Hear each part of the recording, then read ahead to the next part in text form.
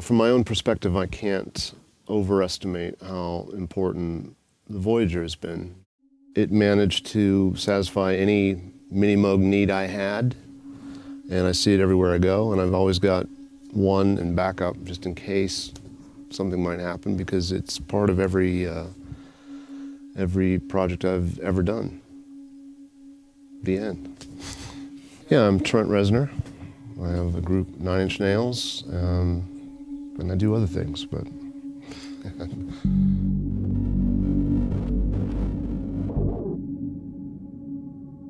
Nine Inch Nails put their first record out very end of '89. We just toured relentlessly for the next 2 years, and then our second proper album, Downward Spiral, kind of, to everyone's amazement, particularly mine, commercially took off.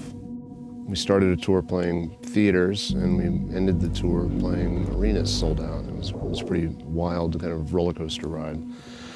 And the way I remember it, somewhere in that process, Bob Moog's backstage, and it was a treat to actually meet somebody that was the driving force behind something that very much shaped how I view and create music.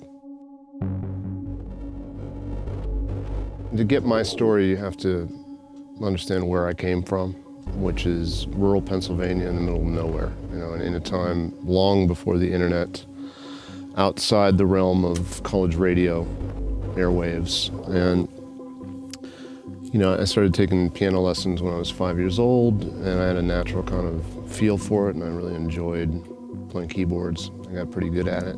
The dream back then, because I grew up in a modest family, I wanted to get a synthesizer. That seemed like the perfect marriage of my interests, which was music, keyboards, but also electronics and what was happening in the primitive world of computers. And the first synth I ever got, that was the greatest day of my life at the time, was the Moog Prodigy. It was pretty new. There was a music store in Youngstown, Ohio, New York Music, and through begging and chore doing, my grandparents bought that synth for me. And that was really the huge turning point. I knew that thing inside and out, and it just felt musical. It didn't have anything to compare it to in the world of synths, but it was deeply satisfying, and it felt like a musical instrument, not just a collection of circuitry in a box. I reached a point, early 20s, where I decided to just give up everything else and go in a room and try to realize what I had to say. I knew I had something to say. I was afraid what I had to say wouldn't be good. I knew if your music was good or bad, but I didn't know what mine was, because I was afraid to write music to find out if it sucked. And I got a job in a studio doing the jobs nobody else wanted to do, from toilet cleaning to, just let's put it this way, bad stuff nobody wants to do. But I was able to sit in a room and teach myself some degree of engineering, and I had the ability to kind of work on my own music back then. I managed to come out of that with a PPG 2.3, an old Mini Moog that I'd found with a MIDI retrofit, and Oberheim expander. And that was my rig that felt like it could cover all the bases at the time. My entire musical career, from the first demos of Brigade Machine through the present, has always had, really the only constant has been Moog in one form or another. The Mini Moog, what I think is genius about it is it may not have every modulation possibility imagined. It doesn't have this week's form of synthesis in there.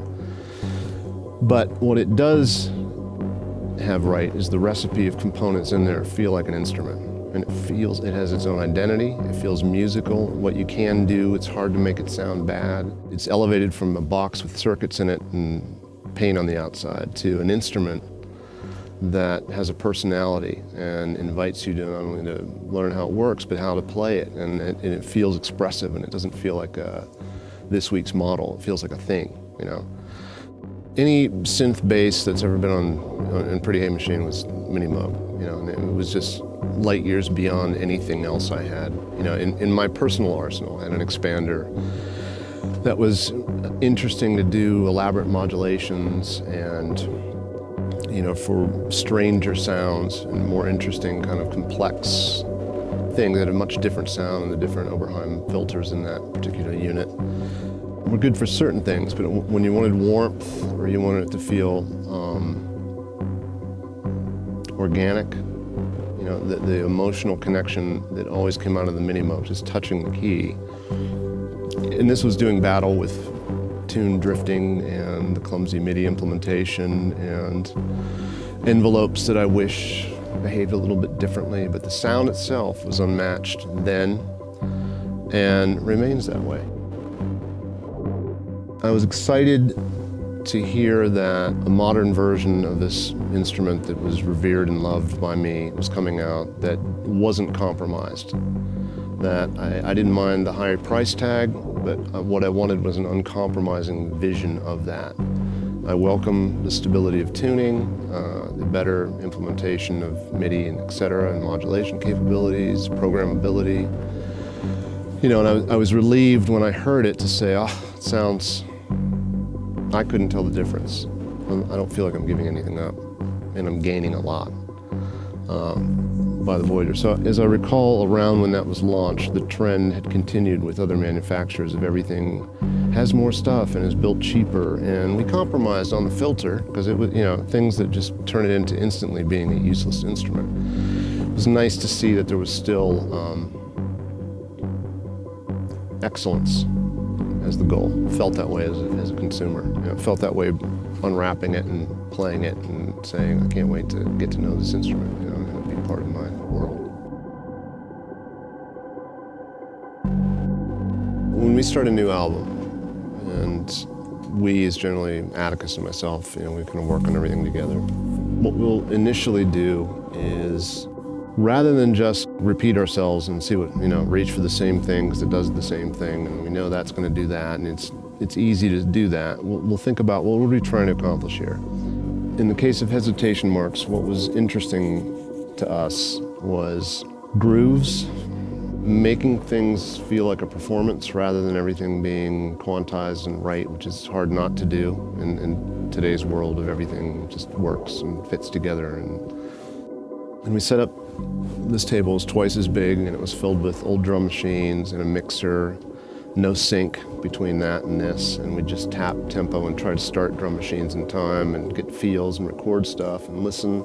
But in Hesitation Marks, a lot of the tracks were started by that kind of collage of thing process and working around imperfections and anomalies. The Voyager would be one of the first things that end up anchoring those pieces together that we get out. I know that we went through that with Copyeva, was experimenting with sequences that loop and don't loop in 4/4 over top of very rich drum beats with that, with the bass on that and the synth on that old Voyager. And that's pretty much the root of that song. The transition I made into film, which I was very intimidated because I thought, I don't know this process. It's got to be different writing to picture than it is writing a song, And it is different, and it wasn't incredibly smooth, but for the most part it felt pretty natural because really what I was doing was just acting as a conduit between how do I emotionally express something that fits that palette instead of this palette. I'm relying more on the tools around me, how I emotionally respond to them, versus the specs or every possible option in depth. And I have the luxury of having a great room like this filled with cool stuff in it, that I have a pretty good working knowledge of how each piece makes me feel. And as that thing comes up, if I kind of want to get this feeling out, and I think it should feel this way, and it should feel a little insecure, and it should be a little warbly, but it shouldn't feel happy, and it should be a little bit pissed off. What is that? And the Voyager is always something that can achieve a lot of those things, particularly expressiveness. You learn to realize how difficult it must be as a designer to put the right stuff in there, in the right box, with the right feel, because it doesn't matter what it feels like, it looks like, and what that knob feels like, and that's an achievement, to elevate it, to give it life, rather than just it's a blueprint that someone did a nice job engineering. It feels like something that I want to sit down and engage with it, because I'm not just writing code on it, it's translating what an instrument does. It translates your emotions to something that someone else might experience and relate to. And it does a great job of that. It is the archetype of what, to me, what a synthesizer is and should be. There's never a time when there's not one of them in the room, because it's part of the vocabulary of how I arrange music. And it's probably in fact, it is the only thing that's been there all the time in one form or another. Because it just, it does a thing that nothing else does. And I don't want to not have that,